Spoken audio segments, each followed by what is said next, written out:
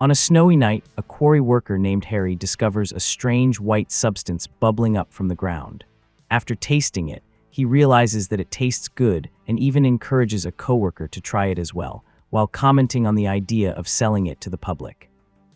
Sometime later, a young boy named Jason wakes up because of mosquito bites and goes downstairs to the kitchen. When he opens the refrigerator, he is surprised to see that a creamy white substance appears to be moving on its own. At that moment, his father suddenly appears to scold him for sneaking around at that hour, also dismissing Jason's claims that the substance moves by itself. Jason is sent back to bed, while his father, curious, begins eating spoonfuls of the mysterious white dessert. This is followed by a commercial in which a woman promotes the substance, saying that you can never get enough of it.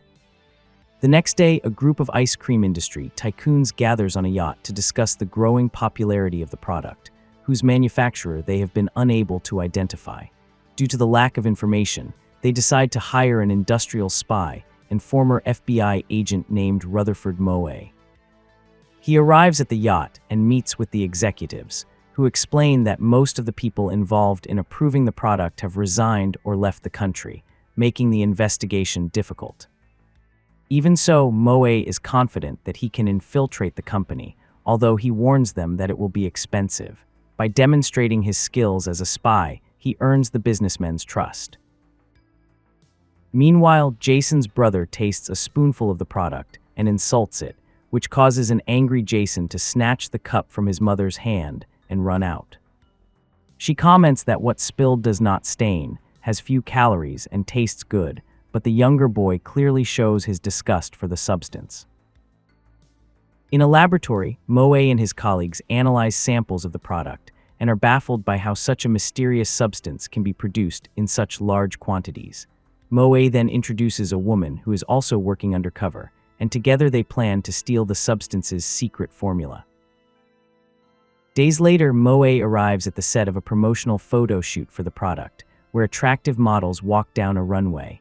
He interrupts the shoot to speak with Nicole, the woman in charge, whose advertising agency was responsible for boosting the substance's fame. After exchanging some compliments, Moe pretends to be interested in buying her agency to promote an oil company. Nicole, somewhat cautious, decides to verify his identity and prepares a dress for a future meeting. They both agree to meet that night for dinner at the hotel. Jason, meanwhile, watches people buying large quantities of the product. At one point, he sees a boy licking the dessert from a cup and, furious, knocks it out of his hands. He then begins destroying all the product displays inside a supermarket. Two employees manage to restrain him and stop him. A few days later, Moe poses as a journalist from Consumer Magazine and interviews Mr. Vickers, a longtime FDA employee. Vickers explains that the agency did not spend money analyzing the product, since it was a dessert with no apparent adverse effects, unlike medications. He adds that both he and his dog Ben frequently consume the substance. He claims that the FDA did conduct tests on the product and offers to obtain copies of the documents. However, Moe notices that Vickers seems afraid of the dog. He then convinces him to take him to the kitchen, where he discovers stacks and stacks of the product stored there. Vickers then hands over the documents containing the names of those who participated in the tests. After Moe leaves, Vickers promises his dog that later they will both receive a gift. Meanwhile, Moe witnesses how a store selling the product continues serving a large number of people. Vickers tries to call for help on the phone, but the aggressive Ben rips the phone line out of the wall. The dog attacks the man, and in a disturbing scene, we see the white substance begin to come out of Ben's mouth. The next day, Moe travels to Stater with the intention of locating Harold Melville, another former FDA employee. According to an elderly gas station owner, Melville moved away some time ago, along with many other people who have left the area, leaving it nearly deserted. While Moe talks with him, he notices the arrival of a man in an old car. When Moe approaches to investigate, the owner abruptly heads into the woods. While inspecting the empty car, Moe is attacked by a man who jumps out from behind him. He manages to subdue the attacker, who turns out to be Chocolate Chip Charlie. Charlie confesses that he is also investigating those responsible for taking away his company and beginning the distribution of the stuff. Both of them notice that everyone seems to have emigrated, and they soon head to the local post office, where they discover that many people are forwarding their mail to Midland, Georgia. Moe suspects the mailman, who has clearly been consuming the substance. He asks why he did not leave like everyone else, but the man does not respond and retreats into a back room. Shortly afterward, a noise is heard behind the door. When they open it, they discover that a white mass has gone out through the window, oozing from the mailman's mouth. They find his body seemingly lifeless. While Moe checks the outside area, Charlie prepares for a possible confrontation. They manage to escape in a boat just as the mailman revives after absorbing more of the substance. Later, they stop at a diner. After mentioning the existence of the stuff in front of the waitress, Moe senses a dangerous atmosphere. He asks Charlie to contact FBI Special Agent Frank Herbert in Washington. While Moe talks with other customers, the waitress enters the freezer where she stores several boxes of the substance. Elsewhere, a saleswoman from the company sees Moe and alerts others by radio. Shortly afterward, a truck attempts to run him over as he crosses the street. Moe meets with a marketing executive named Fletcher, who claims that consumers were already addicted to the substance even before the testing phase. Moe reveals that he knows about Fletcher's mining operation in Midland, where the people from Stater migrated. After an exchange of threats, Fletcher offers him $25,000 and a position as head of security, but Moe accepts the money only to continue investigating. Later on, Moe meets with his girlfriend Nicole and tells her everything he has discovered about the stuff. She suggests going to the authorities, but Moe hesitates since he has a bad reputation with most of them. Meanwhile, Jason, punished at home, notices that his family is consuming more and more of the substance and less conventional food. He finds his parents and brother with unsettling expressions, talking about its benefits. His father tells him that he will only be allowed to be part of the family again if he eats the substance. Jason locks himself in the bathroom and secretly pours the stuff into the toilet. The mass tries to come up through the bowl, so Jason quickly flushes it.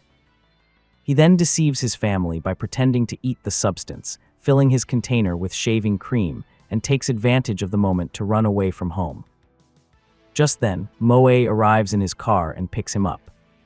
After sharing their experiences, they both decide to continue the investigation. They travel on a private plane to Georgia. Nicole is surprised to see that Moe brings Jason along with them. Upon arrival, Moe leaves the boy asleep on the plane and poses as Nicole's secretary to meet with two executives, Howard and Grimsby. They tour a production plant under the guidance of Cassidy, an employee who avoids showing where the ingredients are mixed, claiming that it is a closely guarded secret. Meanwhile, the possessed mailman appears near the plane, attacks the pilot using the substance, and Jason is forced to escape, taking refuge in a nearby cave.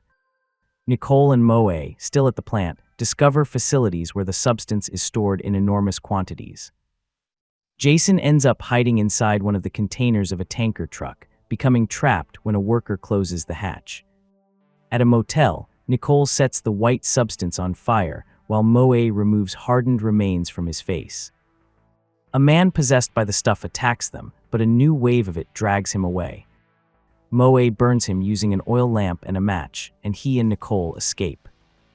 They then steal a van to return to the plant, but decide to follow a fleet of tanker trucks instead, unaware that Jason is still inside one of them. When they arrive at a quarry, they witness workers loading huge amounts of the stuff into the trucks. Moe places explosives around the quarry walls and, after hearing Jason's screams, knocks out a worker and rescues him. He then detonates the explosives, burying the entire quarry under tons of rock. At that moment, Nicole is attacked by the mailman, but Moe runs him over with the van. Together, they manage to save Jason just as the substance tries to drag him away. Afterward, they trick and neutralize a police officer possessed by the stuff. The next morning, Moe heads to a heavily guarded fortress where Colonel Spears, a retired military officer, resides. Referring to his past as a spy, Moe convinces him that the stuff represents a communist threat. Spears, paranoid, mobilizes his troops to eradicate it. Inside one of the plant buildings, they discover that most of the workers are dead. Shocked, Nicole takes Jason outside. A gigantic wave of the substance chases them, destroying the facility. Spears plans to warn the nation from his radio station in Atlanta. Along with his troops and the team, they fly there. Moe and Nicole prepare the warning message, while Spears orders that all stuff advertisements be taken off the air. Suddenly, Charlie appears demanding to participate in the broadcast. Although Spears initially refuses, Moe convinces him by pointing out that Charlie's reputation would be worth thousands of dollars in airtime. Nicole accompanies him to the recording booth, where Charlie reveals that he is possessed. His face opens and decays, releasing the white mass. Nicole is about to be devoured, but Moe bursts in, electrocutes the substance with a cable, and saves her. Spears finally broadcasts his warning message. Moe advises people to cook the substance if they have it at home. In the following weeks, news reports describe violent actions against distributors. The entire country destroys stockpiles of the product, burns stores, and demolishes the plant. Nicole narrates these events on television, while Moe watches Fletcher from his luxurious office. Fletcher claims that destroying the quarry will not stop the spread of the stuff, revealing that he has been working with the executive who hired Moe on a new product called the Flavor. Although it contains only 12% of the substance, it is enough to cause addiction without controlling the mind. Moe enters with Jason, points a gun at the executives, and forces one of them to eat the substance. Both of them fall into addiction almost immediately. Moe and Jason hear police sirens approaching. In another scene, a clandestine group of smugglers delivers boxes of the stuff to a desperate man, demonstrating that, despite everything, the danger has not yet ended.